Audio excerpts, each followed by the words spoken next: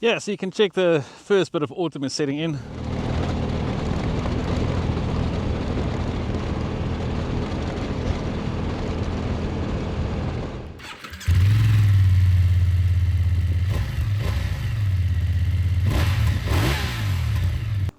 The BMW F 900 GS.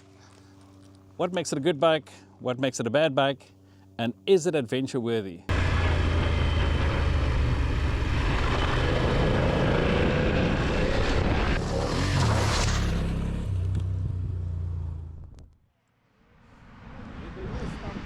Alright, good morning guys. Today we are test riding or review riding the F 900 GS with the Enduro pack suspension and stuff on. We've just filled up with gas. The nice thing is with this small 14-litre fuel tank, it doesn't take much. The downside is your range. So let's see how it goes. First gonna tackle some highway, get to the off-road section, do a quick walk around, take it for a ride, take some shots, and then we'll chat about the bike.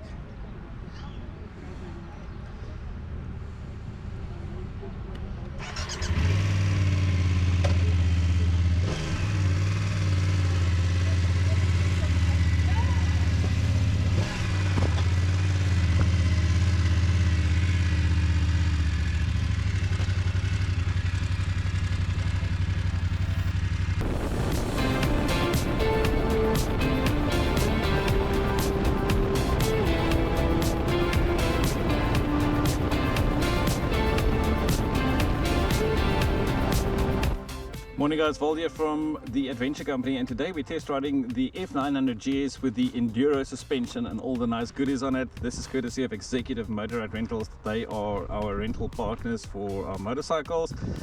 More about that later. We're going to take it on the same route. We take all the bikes to make sure there's an even playground, an even testing area, and we're going to chat about all the features of the bike a little bit later on. But it is a good looking bike and I've been looking forward to this. So comparatively we'll see how it fits in with all the other kind of midweight adventure bikes.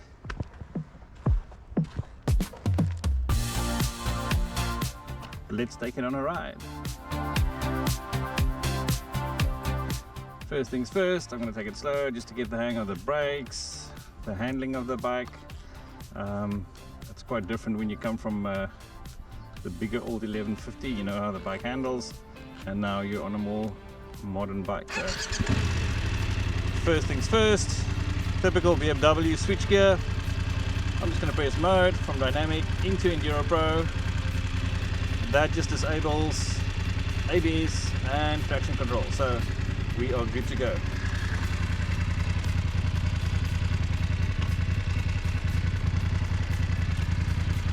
It's going to be a cooker of a day, so let's get riding.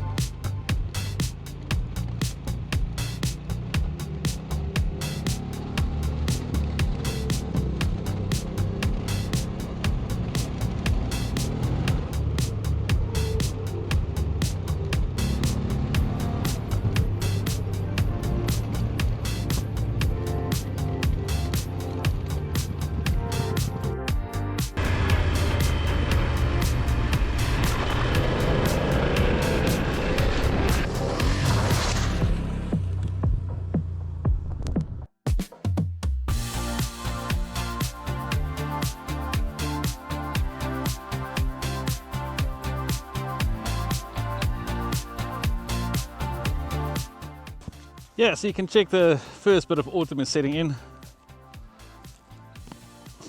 Everything is dry, but it's beautiful. Yeah, so we're going to continue our loop. We're going to end up that way, come around, eventually we'll pop out roughly about that side. But yeah, what an amazing bike.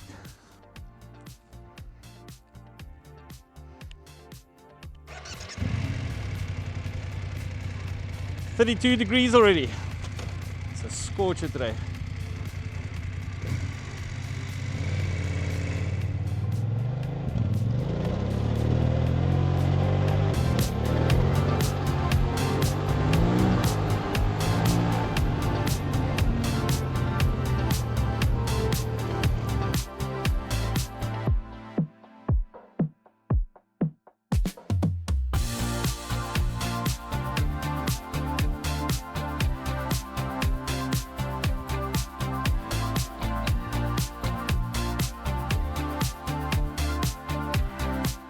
Hey guys, Walt here from Adventure Go, and today we're going to talk about the BMW F 900 GS. What makes it a good bike? What makes it a bad bike? And is it adventure worthy? Let's chat about the BMW F 900 GS with the Enduro package.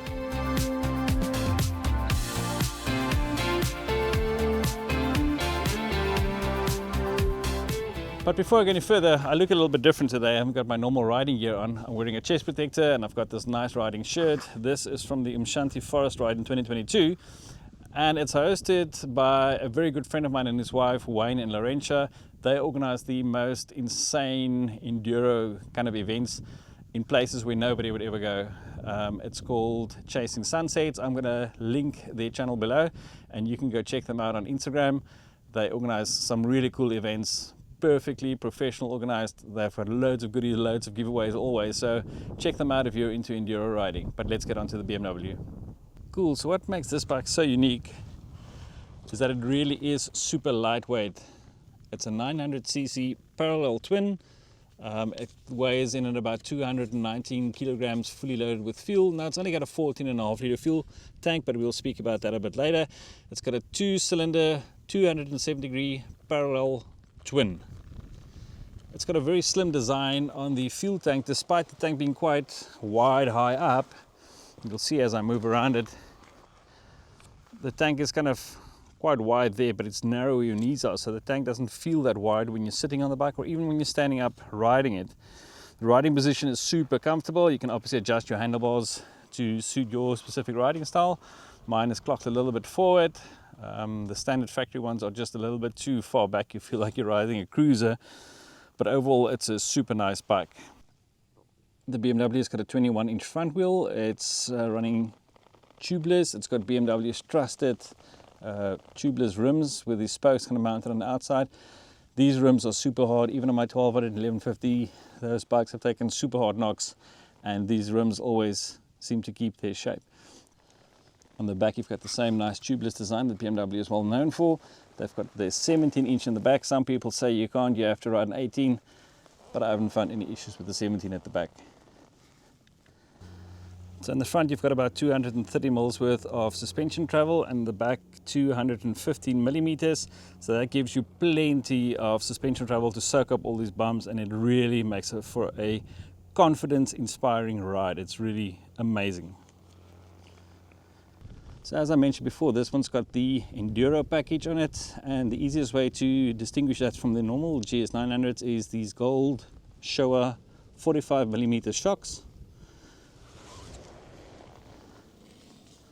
These shocks are fully adjustable. You can just preload, rebound everything on there.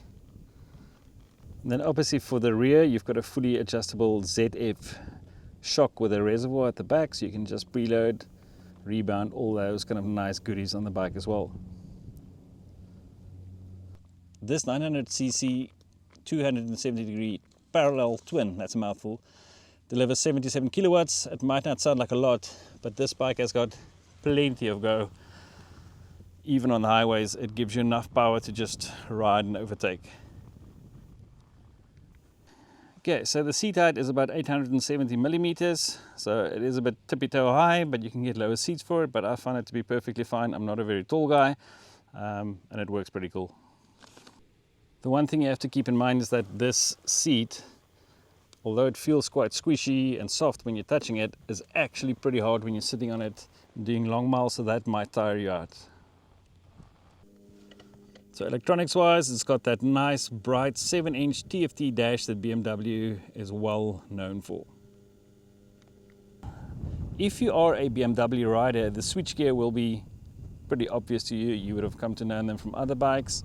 Similar kind of setup all the way through, but we'll just talk through it. You've got your start stop there. You've got your riding modes that I'll get into now. You have heated grips on that side. Then on the left side, we've got cruise control on and off, emergency spotlights, which this bike does not have on. Traction control, you can switch on and off with that button. Though in an Enduro Pro mode at the moment, it disables traction control and ABS to the rear wheel. And then you've got your toggle wheel, which you can navigate through the menus. And that also, once you have your GPS connected, you can control your GPS with there. So let's talk about riding modes. You can simply push that button and change riding modes on the fly. You've got rain mode, you've got road mode, Enduro and Enduro Pro. So rain mode is disabled on this bike, and you can enable it from the menus, but essentially what rain mode does is on slippery tar road surfaces, it just limits that power to the rear wheel to prevent slippages and slidings. So let's just cycle through it. You've got road, dynamic, which is super responsive when you're doing highway riding. And you've got Enduro and Enduro Pro mode. These modes can be changed on the fly while you're riding. You literally just have to press the mode, maybe just give a quick blip of the throttle, and then in Enduro Pro mode, it's going to tell you that it's switching off traction control and ABS. You can see the warning there on the dashboard. So what is the difference between Enduro and Enduro Pro? So basically Enduro mode is designed for basic off-road riding, and that provides you with a softer throttle response, and it also adjusts your ABS for those loose surfaces, whereas in Enduro Pro, that's your kind of best off-road setting if you really want to go and enjoy the bike and you've got the confidence and the skill for it.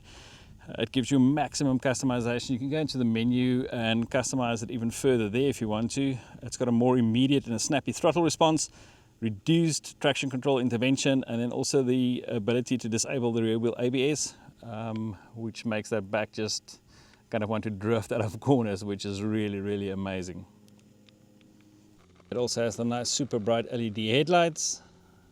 Let's have a quick look at that menu. You can access that menu. If you press the up button, that's going to give you all your stats where you're currently riding, your total distance, the kilometers on the bike, your current trip, and it also gives you your range. It's got a 14.5 litre tank, so the claimed fuel range is about 250, 260 kilometers, and that can drop even lower down if you're riding really hard and aggressively off-road, 220, 240. So let's see, I've got 169 kilometers range left, and I've done about 74 kilometers.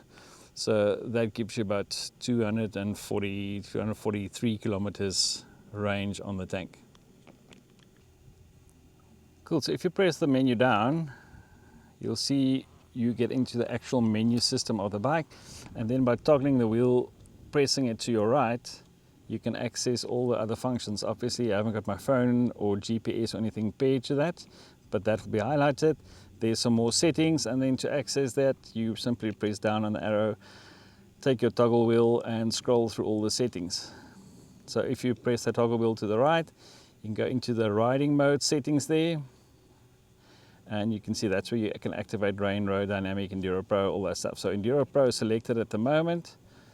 Press the down arrow, and there, toggle to the right, and there you can set the sensitivity or the power to the engine. You can select your traction control, how aggressively you want that to be off or on, ABS, and you can reset all those settings. So quite cool. You can even fine tune it a bit further based on your riding style. There's also been a significant improvement on the riding style of the bike. The handlebars are about 14 or 18 mils higher and wider than what the 850 is, so that's already more off-road focused. The foot pegs are kind of shifted a little bit wider out. You've got a quick shifter, which is phenomenal. I mean, off-road even, it's just crazy. You can just tap and tap and tap. It's amazing. It's super responsive, no jerkiness at all. Plus you can then also adjust your shift lever to where you want that to be. This is BMW's well-known brake levers. They work really cool. So if you're riding in town and you're not riding with your big adventure boots, your off-road boots, you can shift that out of the way. If you want a easier reach when you're standing off-road, when your feet are clocked back, you just simply slot that down. It works really cool. I prefer riding like that. In any case, you just get used to it. And then the kicker, of course, is all these 900s come out with this nice little acro exhaust.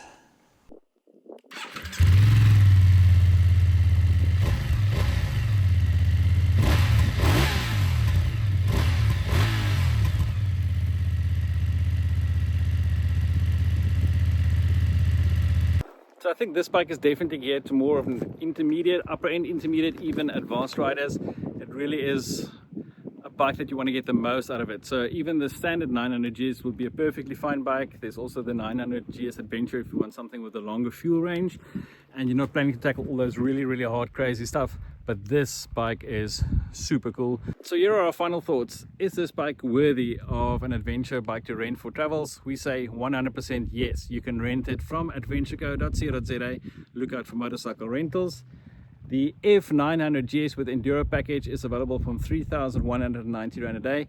You can get the standard GS 900 for 2,990 Rand a day and the 900 Adventure for 3,390 Rand a day.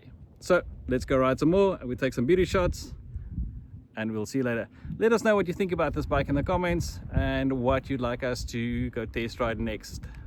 Chat soon.